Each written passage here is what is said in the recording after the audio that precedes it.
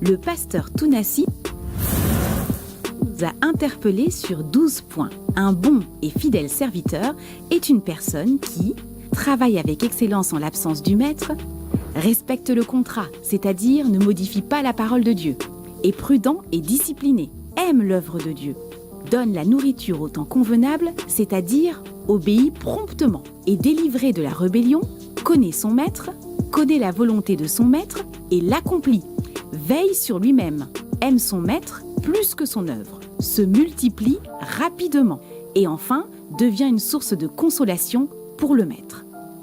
Revivons ensemble ces différents extraits. Tu ne seras pas jugé en fonction des acclamations des hommes, mais en fonction de ta fidélité. Tu ne seras pas jugé en fonction de ta popularité, mais par ta fidélité. La popularité n'est pas toujours la fidélité. Des fois même, la popularité est le signe de l'infidélité. Celui qui donnait le veau d'or avait la foule, mais celui qui avait la parole n'avait que Josué. Mais l'homme qui avait la parole a jugé celui qui avait la foule.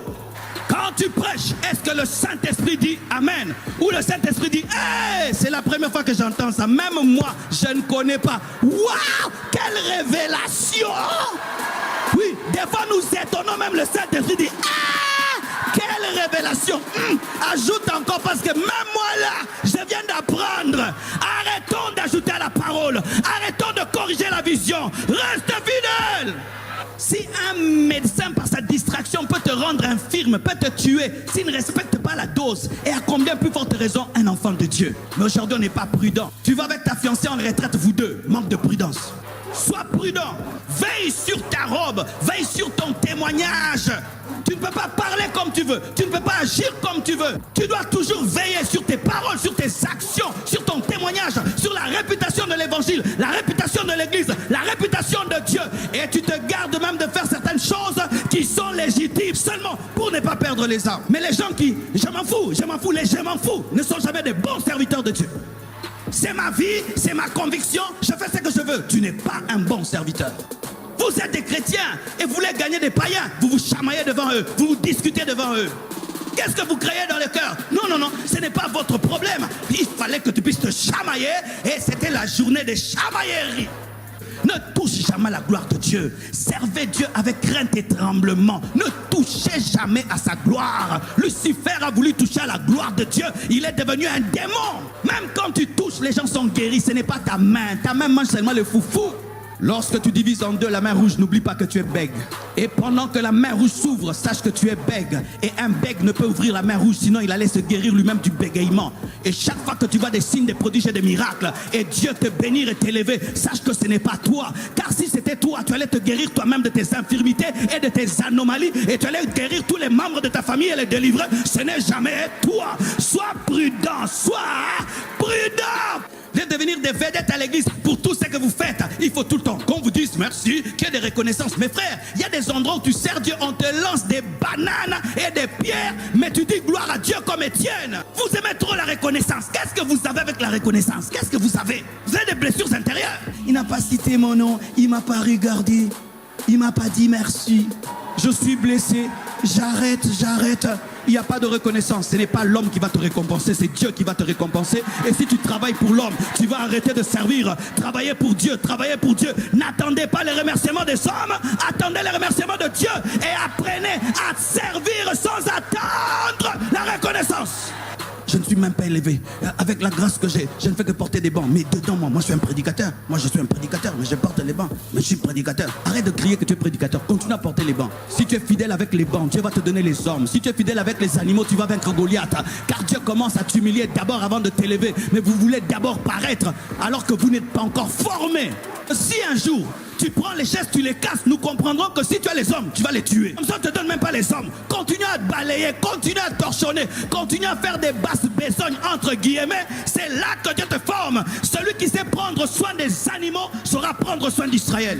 L'œuvre de Dieu principale, c'est l'homme. L'homme avec ses défauts, l'homme là qui ne te salue pas, l'homme qui te répond mal, l'homme là, le voyou là, c'est lui l'œuvre de Dieu. C'est pour lui que Jésus-Christ est mort. Jésus n'est pas mort pour les plantes, il n'est pas mort pour les animaux, il est mort pour l'homme mauvais. C'est lui l'œuvre de Dieu. Mais ton problème, c'est que tu aimes l'œuvre de Dieu, mais tu n'aimes pas l'homme. Tu t'occupes pas des hommes, je sers Dieu. Oh, C'est d'un temps, je suis dans l'œuvre de Dieu. Comment peux-tu dire que tu aimes Dieu que tu ne vois pas sans aimer ton frère que tu vois? Comment peux-tu tout le temps en train d'adorer sans dire à ta femme je t'aime? Ton voisin là, chaque fois que tu sors, il est stressé, triste. C'est lui l'œuvre de Dieu. Parle-lui de Dieu, c'est lui l'œuvre de Dieu. Mais Jésus-Christ avait quitté Israël pour le possédé de Gadara. Il n'y en avait pas 2 et 3. Mais derrière le possédé de Gadara, il y avait quoi? Il y avait 10 villes, la Décapole. Il a donné un puissant message sur l'adoration à une femme appelée la femme samaritaine. Mais derrière elle, il y avait la Samarie. Ton problème, c'est que tu ne vois pas la Samarie derrière la samaritaine et tu ne vois pas la Décapole derrière le possédé de Gadara. C'est pourquoi tu ne vois pas le réveil que Dieu va déclencher au travers d'un seul homme. Et tu parles à 1000 personnes, prêche de tout ton cœur. Tu prêches 2 personnes, prêche de tout ton cœur. Parce qu'un homme est une porte pour des hommes. Tous ceux qui ratent l'enlèvement doivent vivre la tribulation. Soit tu es enlevé, soit tu résistes à la marque de la bête. Tout ce qui n'est pas connecté à une tête est une déviation. Et des fois, mes frères, nous aimons les serviteurs que lorsqu'ils approuvent ce que nous voulons. Mais quand ils s'y opposent, nous ne voulons pas. On reconnaît la soumission lorsqu'on s'oppose à toi.